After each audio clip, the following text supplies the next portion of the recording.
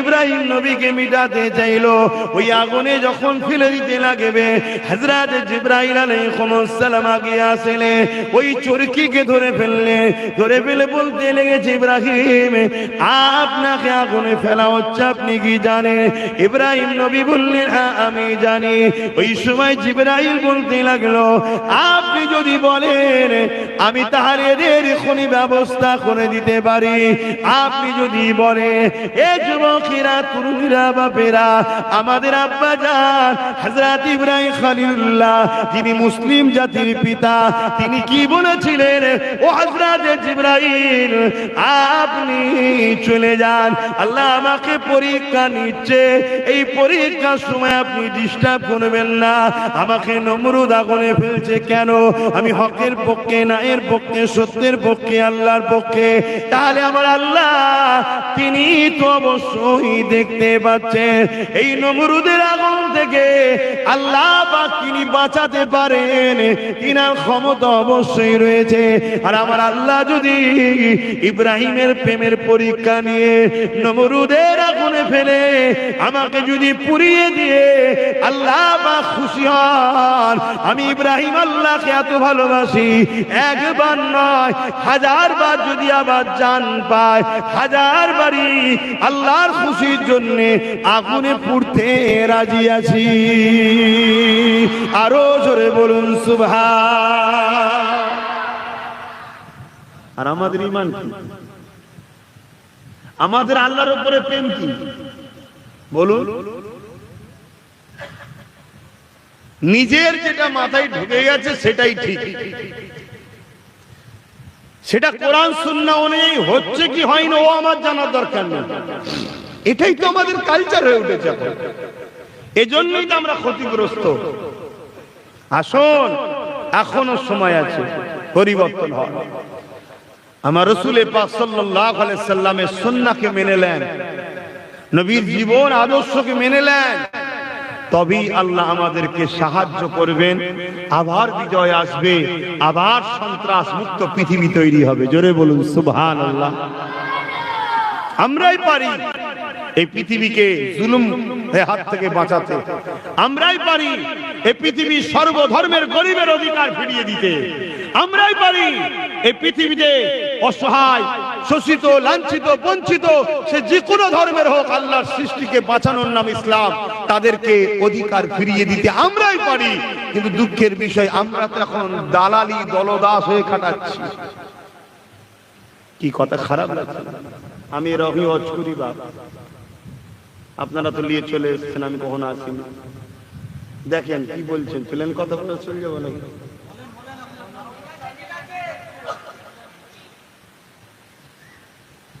দুটো তো রাস্তা। আল্লাহ নবী বলেছে হক কথা বলো, যদি মুখে না বলতে পারো অন্তর থেকে ঘৃণা করে সরে যাও। বলতে যেখানে পারবো না সেখানে ওয়াজ করবো কেন? কথা তো ক্লিয়ার। কেন জবান দিয়েছে আল্লাহ, মুহাম্মদ সাল্লাল্লাহু আলাইহি ওয়াসাল্লামের সদকায় পেয়েছি, অতএব এই জবানে তো হক কথা বলতেই হবে, না আল্লাহর কাছে তো জবাব দিতে হবে। আপনাদেরকে জবান কে দিয়েছে? তাহলে হক কথা বলতে হবে, না হয় আল্লাহর কাছে ধরা পড়তে হবে। এই সমাজে কত মানুষ আছে জবানে কথা নাই, আ আ করতে রে, যার ভাষাও কেউ বুঝছে না। আল্লাহ কত সুন্দর কথা দিয়েছে, তাই আমরা একে অপরকে কথা বলতে পারি। তো হক কথা যদি না বলি আল্লাহ তো ধরবে। এই যে হজের সময় চলছে, ইব্রাহিম আলাইহিস সালাম, তিনার স্মৃতিটাই হলো হজ। জোরে বলুন সুবহানাল্লাহ। হজটা কি? হজটা কি? আপনারা হজ করেছেন তো, অনেকে আছেন এখানে হজ করেছেন, তো হজটা কি? হজটা হলো ইয়াদগারে ইব্রাহিম আলাইহিস সালাম।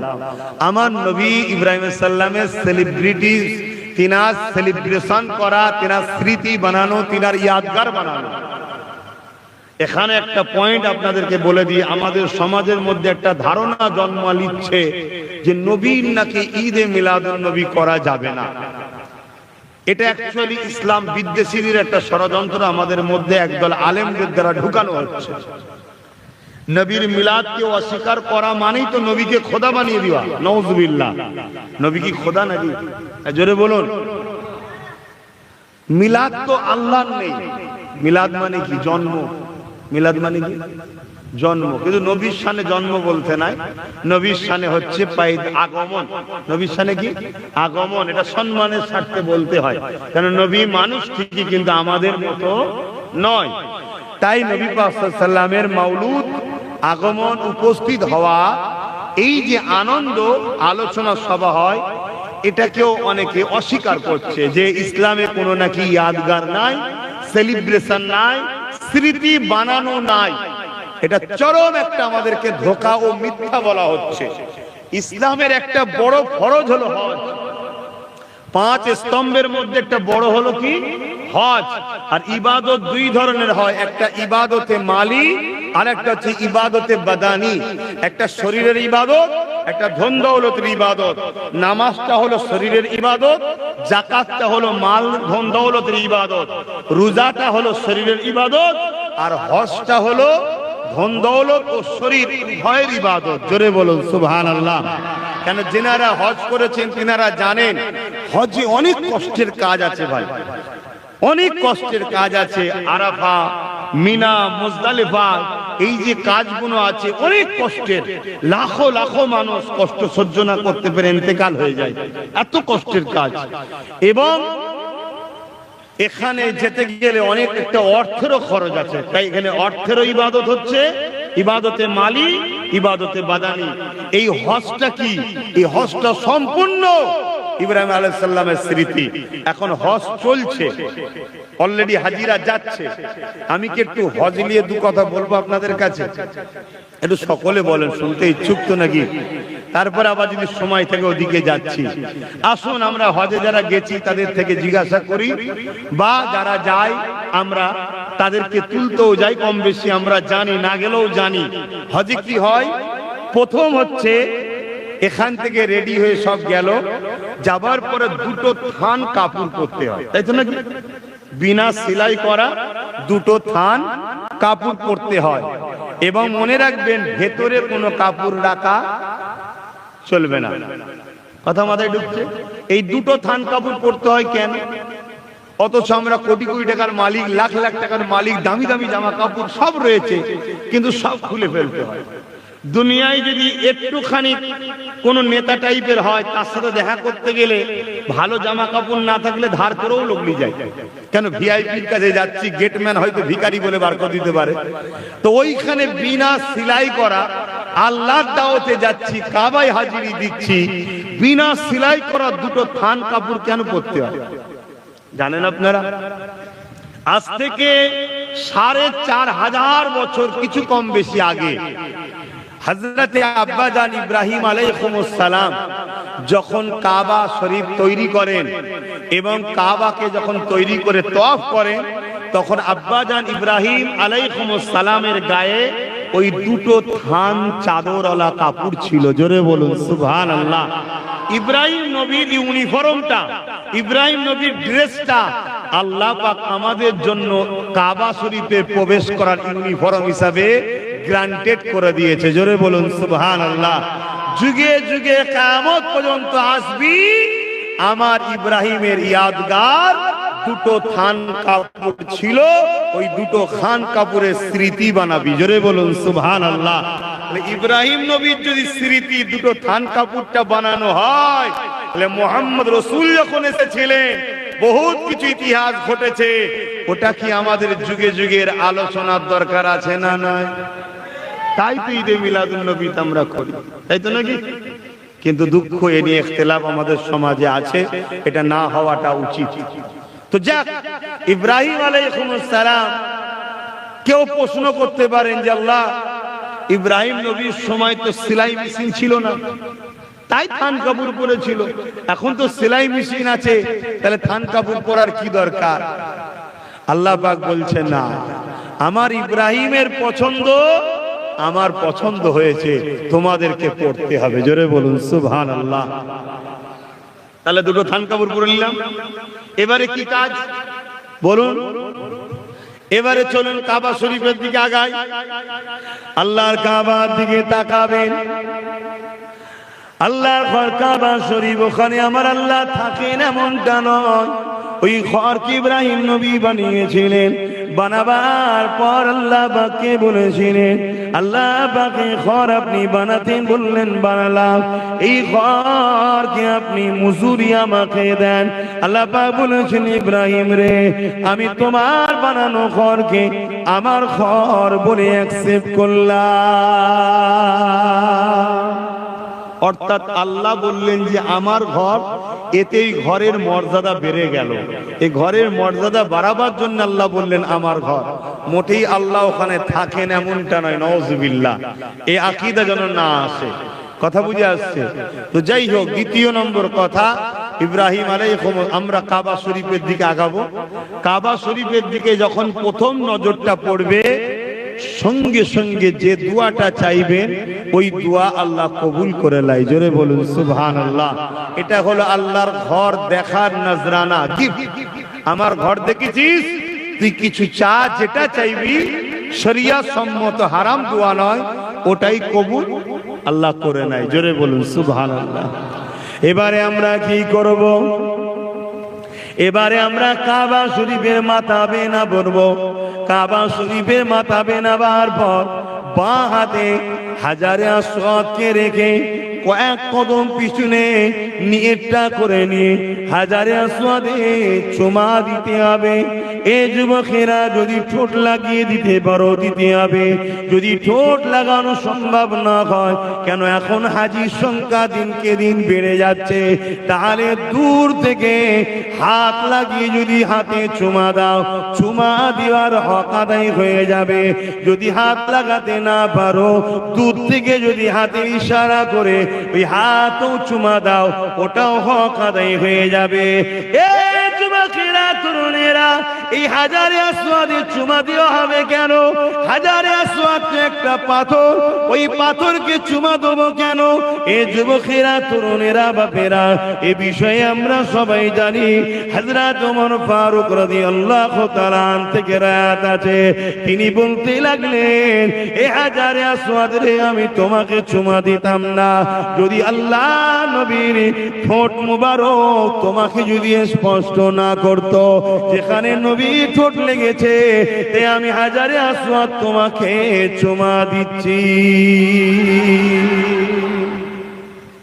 তবে মনে রাখবেন, হাজারে আসওয়াদ হলো জান্নাতি পাথর, সাদা কালারের ছিল। হুদুদে হারামাইন শরীফ কাকে বলে জানেন? বলুন, হুদুদ। হুদুদে হারামাইন শরীফ কতটা এলাকা জানেন? ওই পাথরটা যখন এসে লাগানো হয়, ওই পাথরের আলো যত দূর গিয়েছিল, ওই এলাকাটাকে বলা হয় হুদুদে হারামাইন শরীফ। জোরে বলুন সুবহানাল্লাহ। এখন তো সব বাড়ি ঘর হয়ে গেছে, কিন্তু বহুত বড় এলাকা। ওই পাথরটা এত পরিষ্কার ছিল যে পাথর থেকে নূর চমকাতো। এই যেটাকে বলা, এই লাইটের আরবি হলো নূর, জ্যোতির আরবি কি? নূর।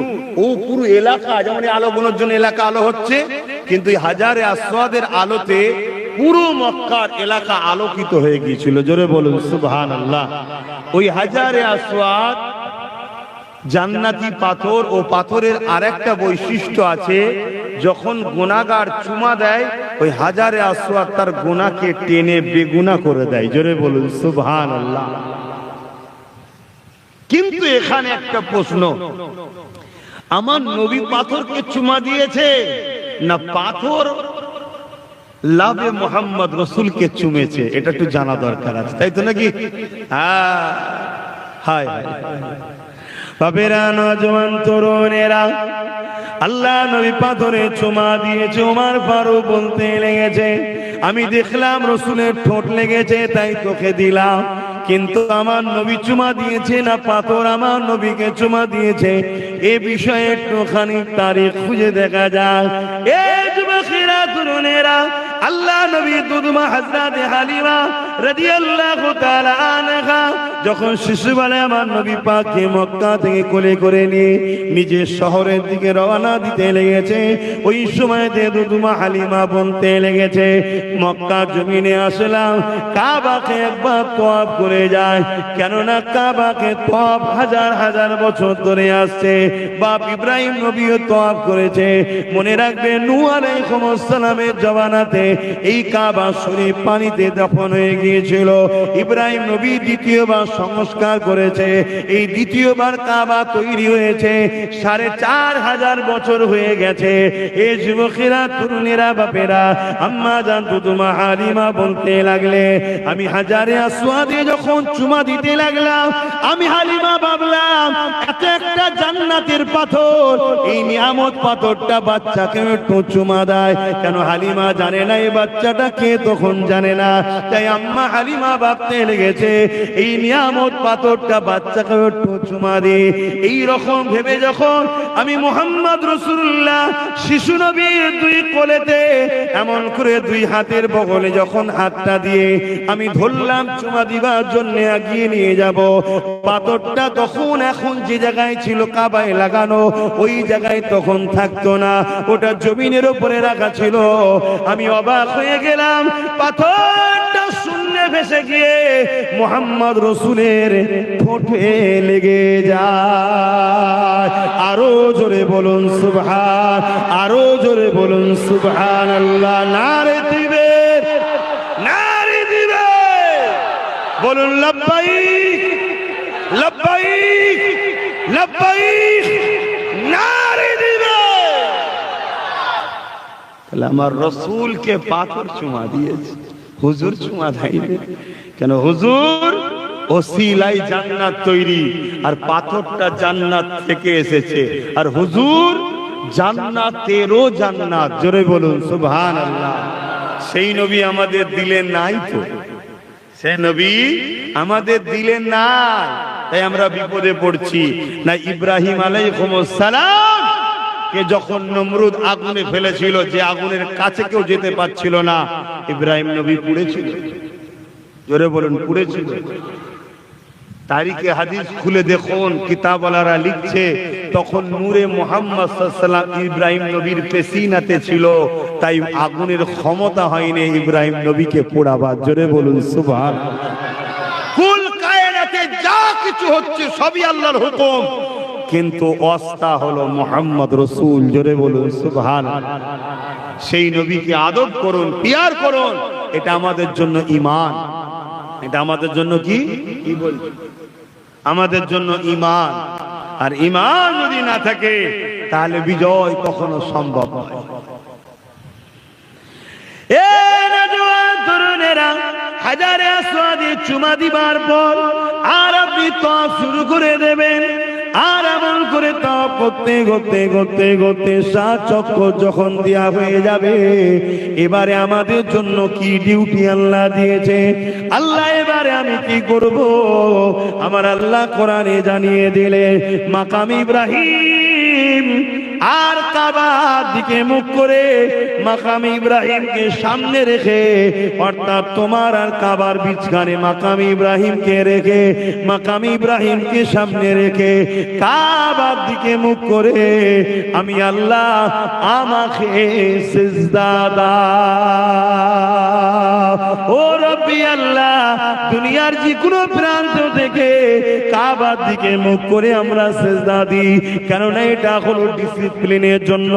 কাবাকে আমরা সিজদা করি না, কাবা তো পাথর দ্বারা তৈরি। আমরা সিজদা একমাত্র করি তিনাকে, যিনি কাবার মালিক। আমরা সিজদা করি একমাত্র তিনাকে, যিনি পাহাড় জমিন আসমান কুল কায়নাত চাঁদ সূর্যের মালিক। এই যুবকেরা, কোন সৃষ্টির কাছে মাথা নত করি না, কোন সৃষ্টির কাছে আমরা মাথা নত করি না।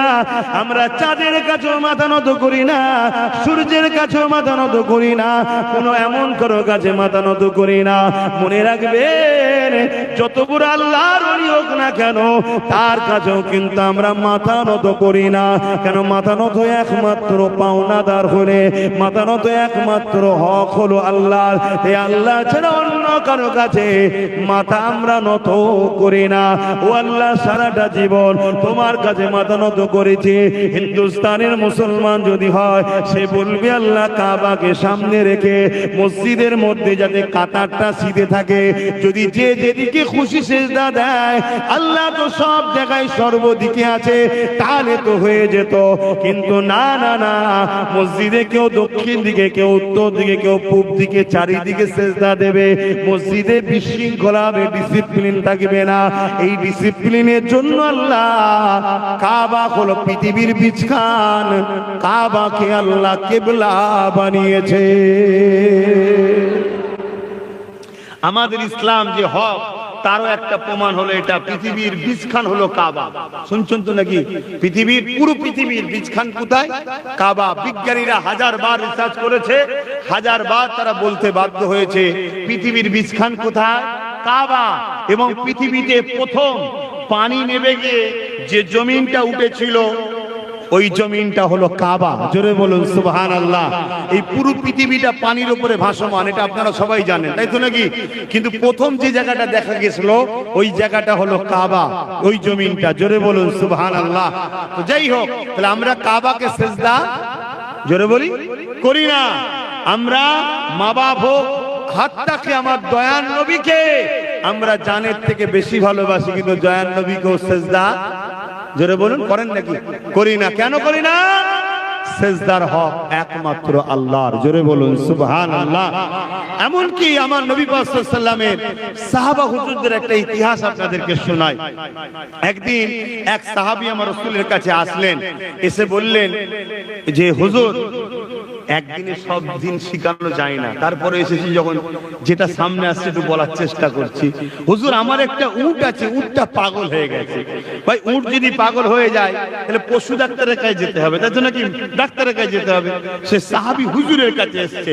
কেন? সাহাবী ছিল, সাহাবী ছিল, আনাড়ি ছিল না। সাহাবীরা জানে আমার হুজুরের কাছে সব সমস্যার সমাধান আল্লাহ দিয়েছে। জোরে বলুন সুবহানাল্লাহ। তাই আমার রাসূল পাকের কাছে এসে বললেন, হুজুর, আমার উটটা পাগল হয়ে গেছে। আল্লাহ নবী সাহাবারাও যারা আগে থেকে বসেছিলেন, তারা বড় থতমত হয়ে গেল। এই বিষয়ে হুজুর কি বলে দেখি। আল্লাহ নবী বলেন, চলো তো বাবা, ওর উটের কি হয়েছে একটু দেখি। আর আল্লাহ নবী যাচ্ছেন, ধরুন এই দিক দিয়ে যাচ্ছেন, উটটা ওই দিকে সব মানুষকে ধরছে আর কামড়াচ্ছে, তাড়া করছে। যার উট, রাসূল যখন উটের দিকে আগিয়ে আগিয়ে যাচ্ছে, সবাই বলছে, হুজুর আপনি যাবেন না, উটটা পাগল হয়ে গেছে, লোকের ক্ষতি করছে। আল্লাহ নবী কি বলেছিলেন? শোনো বন্ধু, আল্লাহ নবী বলেছিলেন, এ সাহাবারা, ও উটটা তোমাদের নবীকে চেনে। জোরে বলুন সুবহানাল্লাহ। হায় হায়, উটটা নবী চিনল। আমাদের সমাজের মুফতি মাওলানা নবী চেনে না, বলছে আমাদের মতো মানুষ, বলছে মরে গেছে, বলছে শাফাআত করতে পারবে না। এরকম সোশ্যাল মিডিয়ায় শোনা যায় না, যায় না? একটু কথা বলছেন না কেন? উটটা নবী চিনেছে, আর আশরাফুল মখলুকাত হয়ে নবী চিনতে পারলো না। অনেকে ধারণা নবী নাকি শাফাআত করতে পারবে না। বলুন নাউজুবিল্লাহ। এগুলো আমাদের মধ্যে খাওয়ানো হচ্ছে। এটা হলো পশ্চিমা দুনিয়া, ইউরোপ দুনিয়ার মত। এগুলো কেন? আপনারা জানেন ওয়াশিংটনের সিলেবাস পড়ানো হয় মাদ্রাসায়, এটা জানেন আপনারা? ব্রিটেনের মাটির তলায় খ্রিস্টানদের গোপন মাদ্রাসা আছে, আপনারা জানেন? কি করে বুঝবেন ইসলামটাকে? আমরা তো দাড়ি দেখলে মনে করি মুসলমান, টুপি দেখলে মনে করি মুসলমান, জুব্বা থাকলে মনে করি মুসলমান, নামাজ পড়লে মনে করি মুসলমান, হজ করলে মনে করি মুসলমান, দান করলে মনে করি ইমানদার, রোজা রেখেছে মনে করি ইমানদার। এগুলো কোনো জিনিসের সঙ্গে ইমানের কোনো সম্পর্ক না, এগুলো সব ইমানের মধ্যে। ঈমান হলো হুজুরকে চিনি আদবের সাথে, মোহাব্বতের সাথে, জানের থেকে বেশি ভালোবেসে মেনে নিবার নাম ঈমান। জোরে বলুন সুবহানাল্লাহ।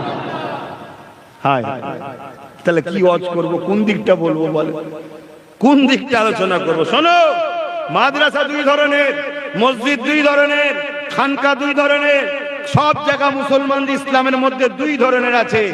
একটা হলো মুহাম্মদ সাল্লাল্লাহু আলাইহি ওয়াসাল্লাম ও তিনার সাহাবা ও আহলে রাসূলদের অনুসারী। আরেকটা হলো ইসলামের দুশমনদের বানানো ওয়াশিংটন থেকে আসা সিলেবাস। ওয়াশিংটন চেনেন না? আরে চেনেন তো নাকি, আমেরিকাতে আমেরিকা ওয়াশিংটন থেকে সিলেবাস, ওই সিলেবাস আমার ভারতের অনেক মাদ্রাসায় পড়ানো হয়, ওইখান থেকে অনেক কিছু আমার ভারতের মসজিদে আছে, অনেক ইমামও আছে। কথা মাথায় ঢুকছে না? ঢুকে না। তাদেরকে দেখতে হুবহুব ইসলাম, কিন্তু তারা মূলত অরিজিনাল ইসলাম নয়। তাদের কাজ একটা, কি কাজ? কি কাজ? একটাই কাজ, কি? নামাজ ছেড়ে দাও না, রোজা ছেড়ে দাও না, হজ ছেড়ে দাও না, সব দাও, শুধু ওদের পাওয়ার ঈমানটা কেড়ে নাও, বাস। যে দেশে পারমাণবিক শক্তি আছে ওই দেশকে সবাই ভয় করে না? করে না? কেন ভয় করে?